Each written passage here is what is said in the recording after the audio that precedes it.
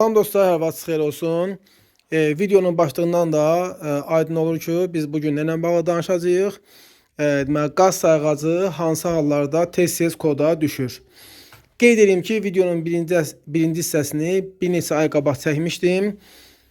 Əgər orada qeyd olunurdu ki, əgər qaz sayğacınızın balansı bitərsə, əksər hallarda koda düşür. Çalışın ki, sayğacınızın balansı daim olsun.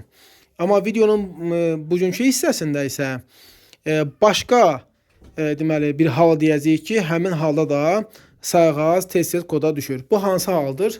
Deməli, kartımızı sayğaca daxil edəndə deməli orada 9 yazır ekranda. 9. Və görürsünüz, 9 yazdı, xəttlər gedir. Yəni sayğac mənim kartımı tanıyır. Bəli. Amma bəzi hallarda 9 yazmır, 8 yazır və ya başqa rəqəm yazır. Sayğac bizim kartımızı qəbul etmir. Biz israrla çıxardıb təkrar taxırıq, çıxarıb təkrar taxırıq. Bu halda sayğacın koda düşmə ehtimalı var. Bəs yaxşı, biz kartımızı sayğaca daxil etdik. 8 yazdı, başqa rəqəm yazdı. Yəni sayğac kartımızı qəbul etmədi də və bu zaman nə edəcəyik?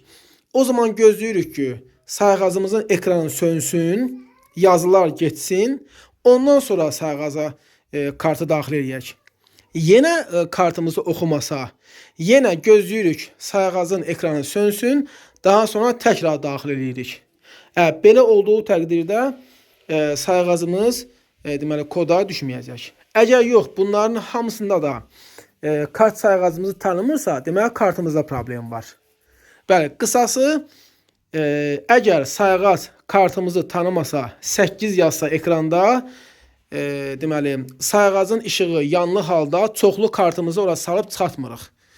Bu zaman koda düşəcək. Bir daha deyirəm, gözləyirik ki, sayğacımızın ekranı tam sönsün, yazılar geçsin, ondan sonra biz təkrar daxil edək kartımızı. Oldu, uğurlar.